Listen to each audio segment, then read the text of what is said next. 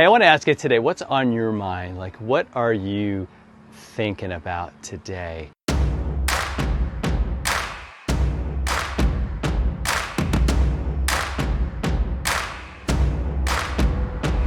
When we look at this fight we're in, when we look at the struggles we have in our lives, I think a lot of it is going to show up in what you're thinking about. Like, what keeps you up at night? What are you dreaming about or having nightmares about? It's what we kind of preoccupy ourselves with. And a lot of times, I don't know about you, but I get stuck in a loop and something happens or I believe something that someone said about me and it just bothers me, right? Everyone else may have given me compliments, but that one negative thing that somebody says just tears you down, right? That negative thought, that thing that they say. And hey, there might be some truth to it, right? Like for me as a pastor, maybe that sermon was like really long and really boring. And I got to deal with that. And I got to look at that.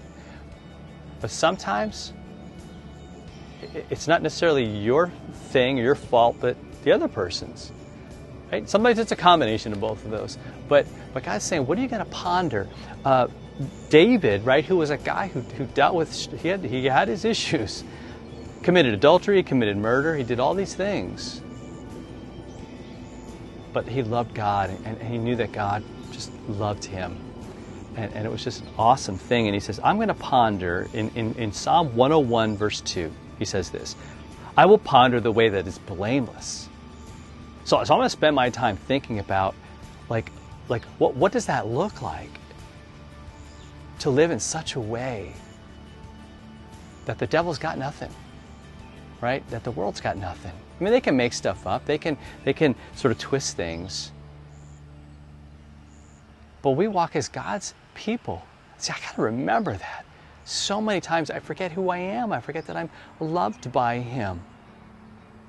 And am I even thinking about a way of living that God would call blameless? That He would look at it and go, yes, awesome. Not in a prideful way, man. Not in a, look at me, I'm holier than you. Right? Because that's the opposite of what we're talking about here. I'm talking about something that actually helps other people and lifts them up and points them to God, right? That's a way that's blameless. That's the narrow road that Jesus talked about. Looking to Him, trusting in Him, knowing that He loves you, that He died for you, that He gave His very life to save you. Right? David's heart comes out here. He says, oh, when will you come to me? Right? He's crying out to God. Lord, I want a way that's different. I want a way that's blameless. See, we kind of start there, like Lord, I'm not doing that. I'm not living that way, but I want to. Help me. See, sometimes we just wallow in our guilt or our shame, and we're not even asking Him. Lord, remind me that I'm saved. Remind me that I'm forgiven.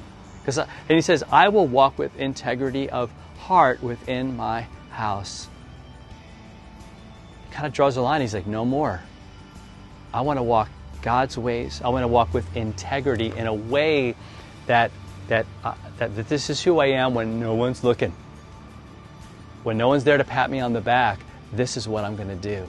That's integrity, right? Where there's this strength that surrounds you, and that's in every part of your soul. There's just this, like, it's so legit, man. It's who God is. I want us to be that. I want us to do that. Because that's why Jesus died. Not that we would live lives of guilt and shame, but that we would live lives with that just embody hope, that proclaim to the world this truth that we are saved because of Jesus, and He gives us life and a new way to do life and to live every day for Him, empowered and directed by His great love for us. I hope that helps. Hope those are some helpful fighting words for you on the follow through. You have a great one. I'm Pastor Fred. Hit that subscribe button and share this with somebody. Talk to you next time.